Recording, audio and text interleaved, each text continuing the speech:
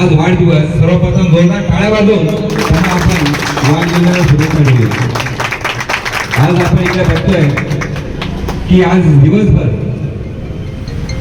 सर्व सेक्टर्स मधून, पनवेल विभागातून, खारघर शहरातून, प्रभागातून त्यांना अनेक शुभेच्छांचा वर्षाव होतोय. कोणी SMS माध्यमातून, कोणी प्रत्यक्ष कॉल करून, कोण प्रत्यक्ष भेटून आपलं प्रेम, त्यांच्यावरचा असलेला विश्वास ते इथे दाखवत आहेत. त्याने आतापर्यंत जे काही कमवलं असेल तर आपल्यासारख्या सर्व हितचिंतकांचा, अभिष्ट चिंतकांचा त्यांच्यावर असलेला प्रेम आणि विश्वास आणि तुमच्याच आशीर्वादानं आणि तुमच्या शुभेच्छानं आज ते लोकप्रतिनिधी म्हणून आपल्या या प्रभागामध्ये यशस्वी झालेले आहेत.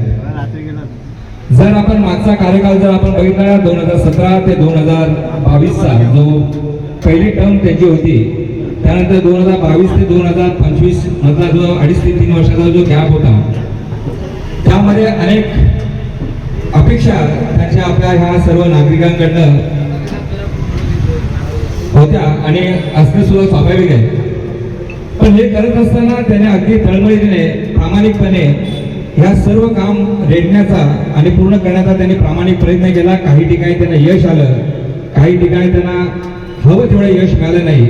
त्यामुळे काहीसे खट्टू झालेले आमचे मित्र शत्रुघ्न काकडेजी एका वेगळ्या विचारामध्ये होते.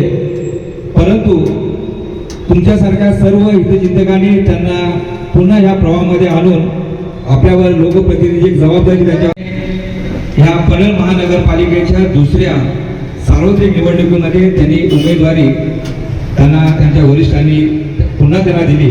कारण त्यांच्यासारखा सक्षम आणि लोकांचा आदर करणारा असा दुसरा कुठलाही उमेदवार त्यांच्या नजरेसमोर नव्हता. आणि मला पूर्ण खात्री आहे की जशा पहिल्या टर्ममध्ये त्यांनी चांगल्या पद्धतीने कार्य केलं तसंच या दुसऱ्या टर्ममध्ये ते सुद्धा करतील. आणि पनवेल महानगरपालिकेचे भावी महापौर जर झाले तर यामध्ये कुठल्याही प्रकारचं माझ्या मनाला जोरात नाही. सर्वांना नमस्कार. आज माझा वाढदिवस म्हणजे अभिष्ट चिंतन हा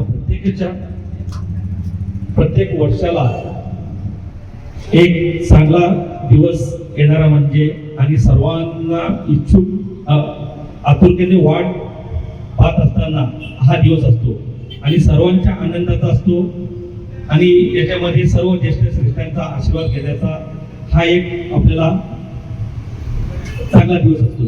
आज माझ्या वाढदिवसानिमित्ताने आज सकाळपासून सर्वांनी, माझ्या हितचिंतकांनी, माझ्या प्रभागाच्या ज्येष्ठ नागरिकांनी, बंधू भगिनींनी, माझ्या मित्रमंडळींनी आज प्रत्यक्षात भेटून, अप्रत्यक्षात भेटून, सोशल मीडियाद्वारे, व्हॉट्सअपच्या माध्यमातून, प्रसार माध्यमाच्या माध्यमातून मला शुभेच्छा दिल्या.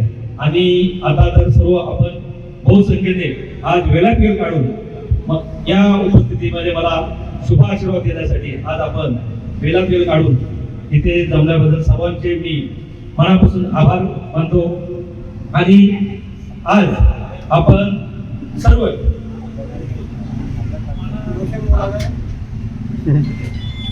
आज सकाळी स्वतः आपल्या रामजी ठाकूर साहेबांचं सुद्धा जसं प्रसार माध्यमाच्या माध्यमातून रामप्रद किंवा कुठल्या याच्यामध्ये माझी ही बघता वेळीच मला सकाळी 8च्या 8:30च्या दरम्यान रामजी ठाकूर साहेबांनी कॉल केलं आणि त्यांना माझ्या वाढदिवसानिमित्ताने आज नक्की यायचं होतं.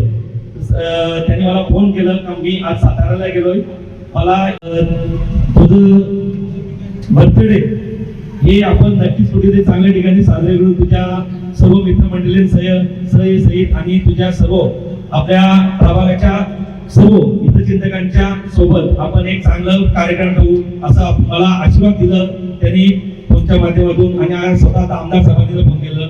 तसंच आमदार साहेब तितकेच आज महत्वाचं, त्यांच्यापेक्षा जास्त महत्वाचे मला आपला शुभ आशीर्वाद हवा होता आणि तो तुम्ही प्रत्यक्षात येऊन मला आता दिला. त्याबद्दल मी पुन्हा एकदा सर्वांचे मनापासून धन्यवाद बोलतो.